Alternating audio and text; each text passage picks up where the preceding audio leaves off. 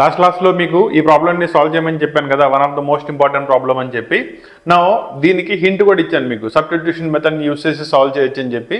నా అదే substitution మెథడ్ని use చేసి ఈ ప్రాబ్లమ్ని ఎలా సాల్వ్ చేయొచ్చో ఈరోజు క్లాస్ సెక్షన్లో ఎక్స్ప్లెయిన్ చేస్తాను. చూడండి, సింపుల్ లాజిక్. ప్రాబ్లమ్ని చూసిన తర్వాత సబ్స్టిట్యూషన్ మెథడ్ ఇంత ఈజీగా అప్లై చేయొచ్చా అని అడుగుతారు. ఓకేనా?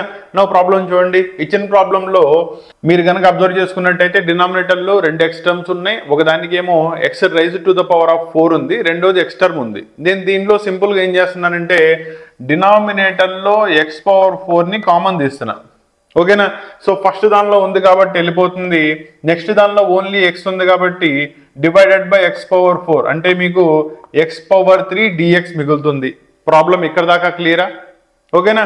నెక్స్ట్ ప్రాసెస్ చూడండి, దీంట్లో ఈ quantity that is 1 plus x power -3 quantity ఏదైతే వచ్చిందో నేను ఆ టర్మ్ని t అనుకుంటున్నా. సింపుల్ లాజిక్లో that is 1 plus x power -3 is equal to t అంటే మీరు సబ్స్టిట్యూషన్ మెథడ్ అప్లై చేసినట్టే కదా.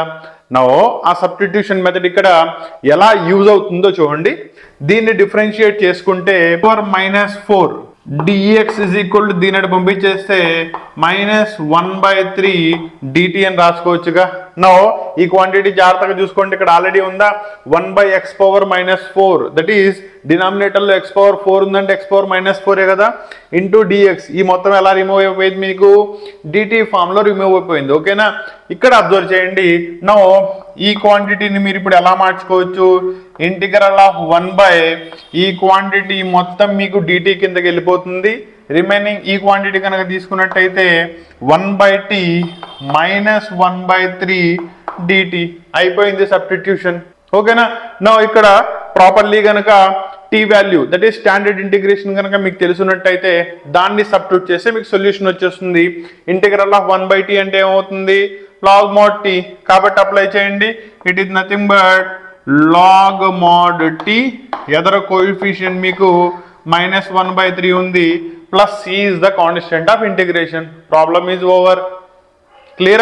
Now t value t కి ఇచ్చేయండి. That is nothing but -1/3 log mod t అంటే మీరు ఎవరిని అనుకున్నారు, 1 ప్లస్ x పవర్ -3. నేను దాన్నే కొంచెం 1 plus 1/x cube plus c ఈ ఫామ్లో రాసుకోవచ్చా? బికాజ్ మీకు ఆబ్జెక్టివ్లీ ఆన్సర్ ఏ ఫామ్లో ఉంటే మీకు ప్రాబ్లం అదే ఫామ్లో సాల్వ్ చేసి చెప్పాలి కాబట్టి మీకు ఇన్ జనరల్ ప్రాబ్లం వచ్చేటప్పటికల్లా ఈ ఫామ్లో ఇస్తూ ఉంటాడు. ఓకేనా?